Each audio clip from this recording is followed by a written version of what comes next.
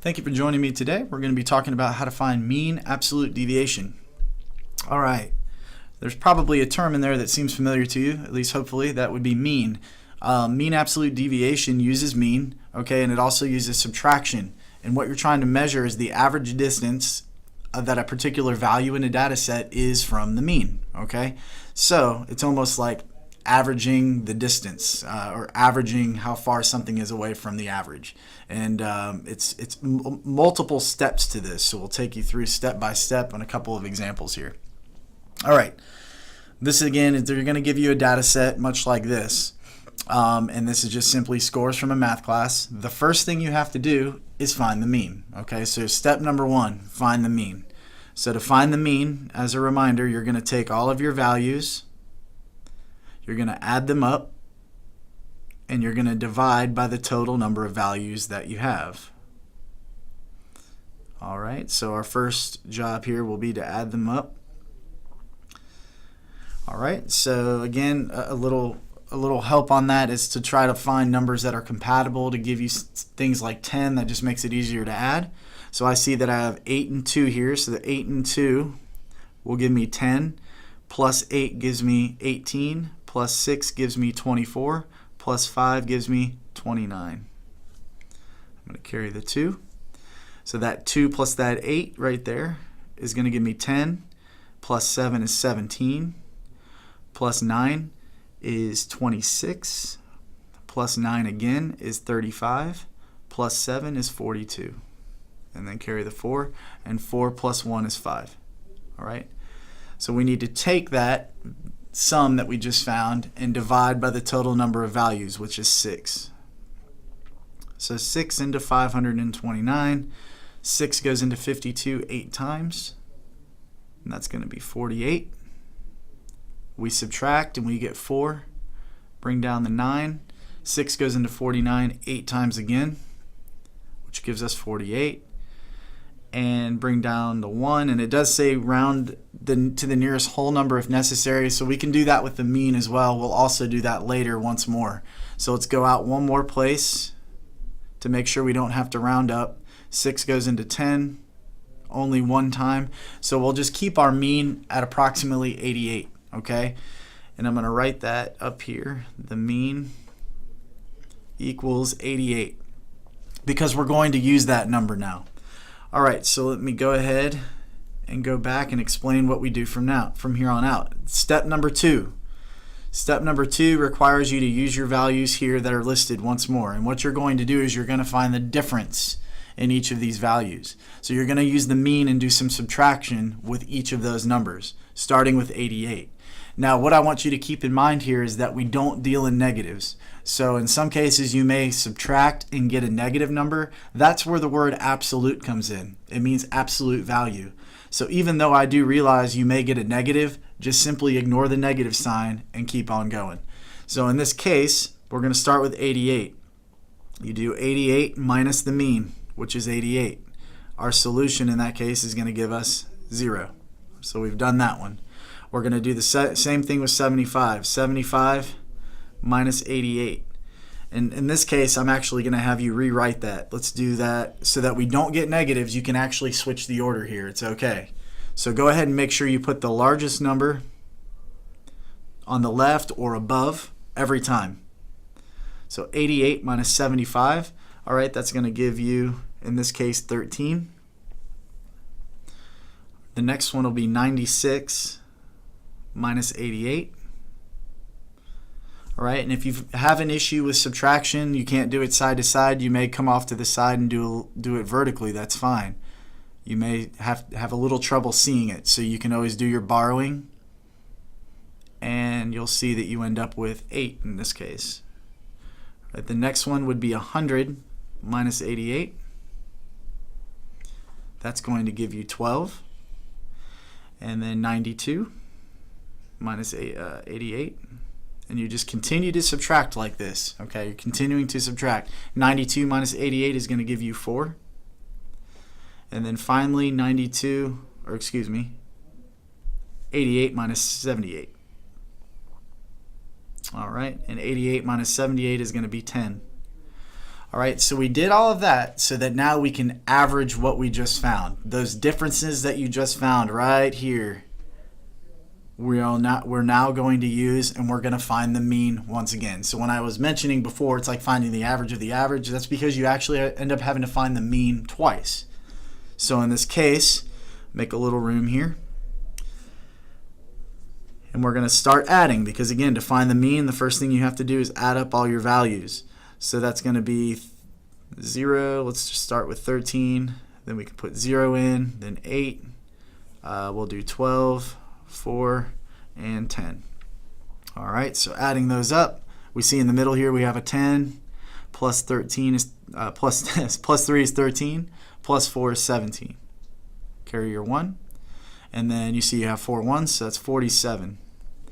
All right, so we have to find the average. So now we take 47 and divide by 6 again because we have 6 values right here that we used to add up. So 6 goes into 47. All right, well, 6 goes into 47 7 times because that's going to be 42. All right, and we subtract there and we get 5. And it wants us to round to the nearest tenth. So we need to go one more place. So add a decimal into 0, bring the 0 down. 6 goes into 50 8 times because that's 48. And you can see that we should probably go ahead and round that up to 8 because 8 is greater than 5. So that means you need to round the next number up, which is our whole number. So our mean absolute deviation, in this case, which I call the MAD or the MAD, equals approximately 7.8 or 8. All right, so that's the entire process. So we're going to go through one more example, and by then hopefully you've had it. My suggestion would be, once you watch this, if you're going to go back and want to practice it, go back to the first slide and try to work through that one without any assistance. But let's take a look at one more example. All right, the first thing you have to do, as I mentioned before, is find the mean of the original set of data. So we're going to go ahead and add those up. So that's going to be 28 plus 32 plus 56 plus 52 plus 18, 12, and 21. All right, so we add those up. Look for those compatible 8s and 2s. That's 10, 16, 18, 26, 28, and 29. Carry your 2. I'm just going to go down and go ahead and do 10. That's 13, 15, 17, 18, 19, and 21. So 219 is what we end up with. So we're going to go ahead and divide 219 by the total number of values, which in this case is 7. So 7 divided into 219. All right, 7 goes into 21 3 times.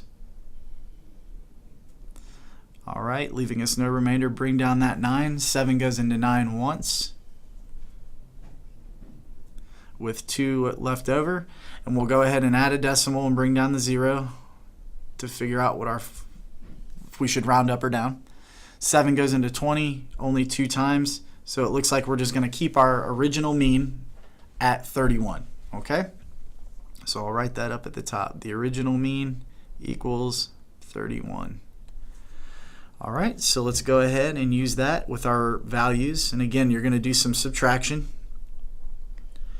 All right, the first thing you'll subtract here is 28 minus 31. But keep in mind, you can go ahead and make sure you put the largest number over the smaller number so that you don't end up with any negatives.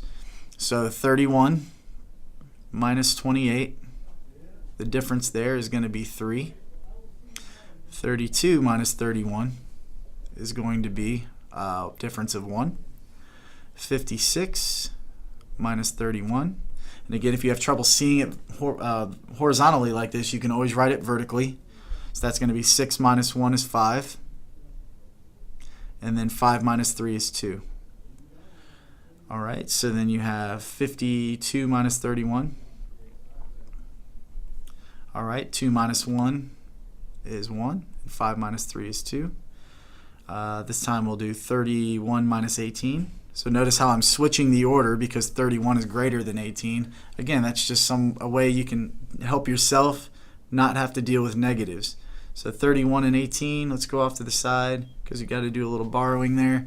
And you see that you get 3. 11 minus 8 is 3. And then you borrowed, so that becomes 13. 2 minus 1 is 13. All right, 31 minus 12. All right, that's going to end up being 19. And then finally 31 minus 21. And that's a nice and easy one to end with, which is 10. Okay? So now at this point, again, you did all of that work so that you can now add up those differences and find the average of those differences. So let's go ahead and add those up.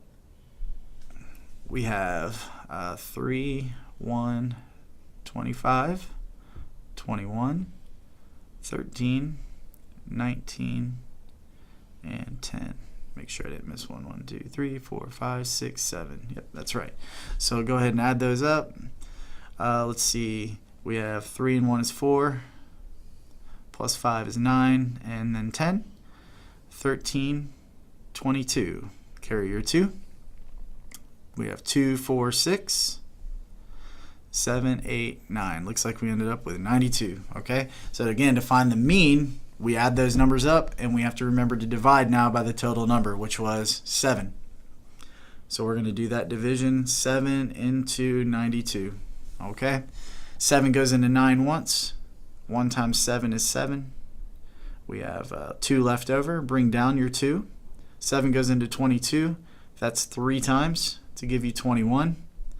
And we're going to go ahead and do 1 decimal place.